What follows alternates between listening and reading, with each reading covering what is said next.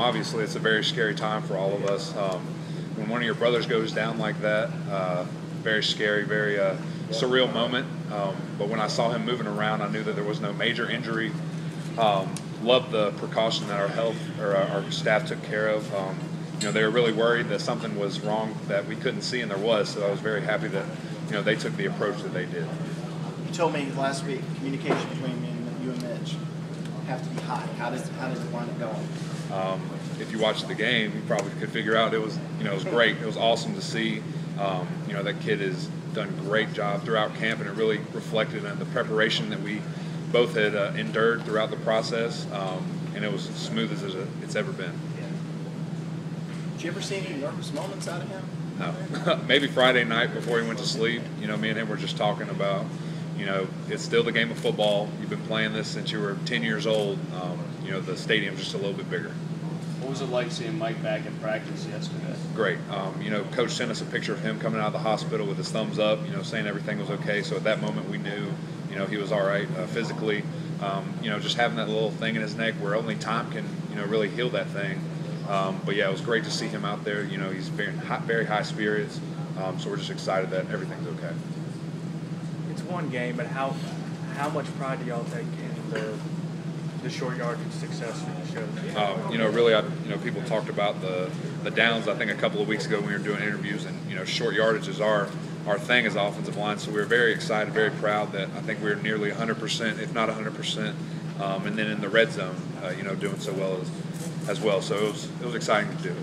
It's been a long time, but do you remember where you were when Michigan Eighth grade. to Appalachian State? You remember it well. Yeah. Just what that Appalachian State program has become. Right. Now they're a 1A team. They used to be 1AA team. Just to protect against it, they can win games against teams that are ranked in the top 15. Yeah, exactly. I think that they were that powerhouse team that no one really knew about. I don't know how many national championships they had at that time, but I think they were right in the middle of that run.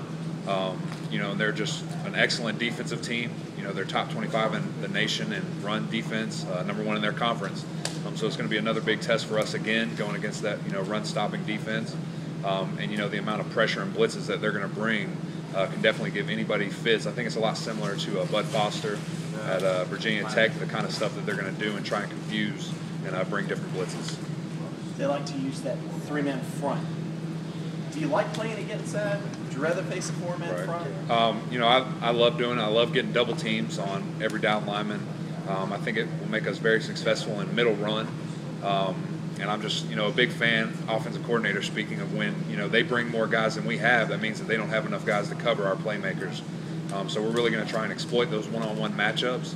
And, that's the name of the game, try and beat your man. So, Eric, when you play as well as you did last week as a team, it kind of sets a bar now. Right. How difficult is it to build off that and continue doing it in the second week now that everybody expects it? I think, expectations are something that have just been continuously growing around here. And now that we got a game underneath our belts, I think they're at an all-time high maybe. But, we're up for the challenge as an offensive line, as an offense, defense, special teams. We're hoping to fire on all cylinders throughout the year. Do you have a personal preference on blocking versus the run against the pass? I like pass blocking. It's easier. Going backwards, you can always see what's coming at you when you're moving and running. Got to do things on the fly. So I definitely like pass blocking a little bit. In the second series, y'all are moving down the field. Deshaun had a couple plays where he breaks the pocket and runs. When you saw him do that, what was your thought? Just glad to have him back. We've had so much of that last year. It's always funny when you're pass protecting, you're like, all right, it's been a little long, what's going on? And then you see him out of the corner of your eye shooting down the field for a 20-yard gain.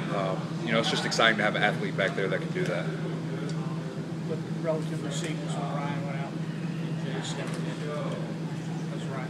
He's doing great, but that's the depth that we're trying to develop, and I think that we have now as the offensive line.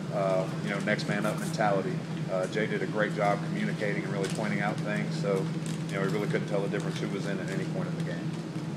Have the coaches indicated to you at all, maybe this week's a little bit different in the way they work you practice-wise just because of the quick turnaround, or do you think everything's going status quo? Yeah, everything's going to be the same. Preparation is key, obviously, in this game, so we're just going to take it like any other week. You mentioned Jay. How nice is it to have him back, not just from a depth standpoint, but just as You know, I'm a huge Jay Guillermo fan, love him to death. I've known him since, you know, he was a junior in high school.